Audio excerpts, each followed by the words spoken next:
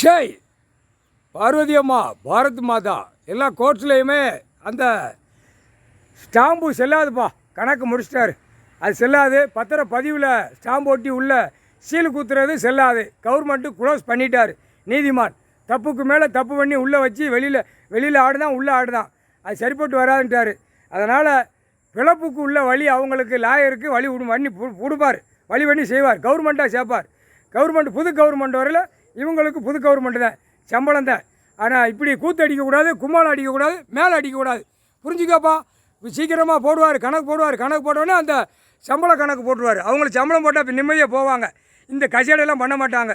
அவங்களுக்கும் சம்பளம் இருந்தால் அவன் குடும்பத்தை ஓட்டி போவான்ல லாயர்கள், ஆணும் பெண்ணும். அதனால் போட்டாச்சுப்பா. நீதிபதி ஜட்ஜி கோட்டார் கையில் இருந்து தான் சம்பளம் கணக்கு பண்ணி கொடுப்பாரு, போட சொல்லுவார். ஐயா போட்டாருப்பா நீதிமான். எல்லாம் நீதிபதி ஜட்ஜி கையில் தான் கொடுப்பாரு. எது எது பண்ணணும், எது எது செய்யுங்கிறது. இந்த மானிட சேட்டை பண்ணாமல் இருக்கிற அந்த சட்டங்கள் பிற மித்தது எல்லாம் பெரிய பெரிய கணக்கு பூரா ஐயா நீதிமான் கையில் வச்சுருப்பார். பூரா நீதிமான் கையில் வச்சுருப்பார். இந்த 2ஆம் நம்பர் போகிறது வரதெல்லாம் முடிச்சுருவாங்க. எல்லாம் நீங்கள் தான் முடிக்கணும்ப்பா. நீதிபதி ஜட்ஜி கோட்டார் எல்லாமே வெளியில் பூமியில் இறங்கி இராணுவ முப்படை வருவான். வரையில் கூட கூப்பிட்டு என்னென்ன 2ஆம் நம்பர் திரிக்கானோ அம்முட்டு மில்லு தொழிற்சாலை பூரா பாருங்கள். சரியா? இருக்கிற ஆடை, சாப்பாடு, உணவு, விவசாயம், இந்த 3 கணக்கு கொடுத்துருக்காரு. அது உழைச்சதுக்கு ஊதியம். அதே கணக்கு பார்க்கையில் விவசாயம் பண்ணுறவனை விட்டுருவார். அதுக்கு மேலே காடு வேற 20 ஏக்கர் 30 ஏக்கர் 15 ஏக்கர் வச்சுருந்தானா சும்மா துவச்சி விட்ருவாங்க. ஒரு லிமிட்டு உன் குடும்பத்துக்கு எவ்வளவு அதை வச்சு பிழைச்சிக்கணும். சும்மா அப்புறம் 20 ஏக்கர் 40 ஏக்கர் பூரா பேங்கில் வாங்கினேன், அந்த இதில் கோட்டியில் வாங்கினேன், வட்டிக்கு வாங்கினேன், வாரக்கடை வாங்கினேன். எனக்கு அப்போ இந்த சோழியாக இருக்கக்கூடாது. அதான் 2ஆம் நம்பர் பூரா உள்ளே பிடிப்பார். கணக்கு எடுக்கையில் ஒண்டிச்சு முடிச்சுடுவார். செகண்டில் முடிச்சுடுவார்.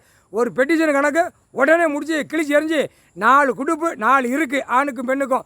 கொடுக்குற குடுப்பு டைவர்ஸ் கேஸ்லாம் அடி சும்மா துவைச்சி விட்ருவாங்க. உள்ளே ஒரு ரூமில் கூப்பிட்டு போய் சும்மா துவைச்சி விட்ருவாங்க. எப்போ நீதிமான் போட்டாருப்பா. நீதிமன்ற கோர்ட்டில் தான் கல்யாணம், திருமணம்.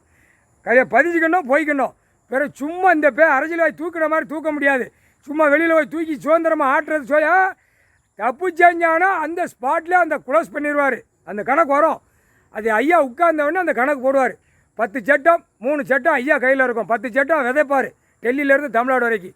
நீதிமான் போட்டாருப்பா. முக்கால் சத்தியம் நீதிமான் போட்டார். நீதிமான் கணக்கு போட்டார். கோர்ட்ஸில் பூரா எல்லாம் அந்த ஸ்டாம்பு கணக்கு முடிச்சிட்டாரு. பத்திரப்பதிவு முடிச்சிட்டாரு. வென்று கணக்கு முடிச்சிட்டாரு. பஞ்சாயத்து போர்டு கணக்கு, பஞ்சாயத்து போர்டில் ஸ்டாம்பு போட்ட ஆரம்பித்தான். இப்போ வட்டி கடை வாரக்கடை கொடுத்து அவன் ஸ்டாம்பு போட்டி உள்ளே வழக்காடுது.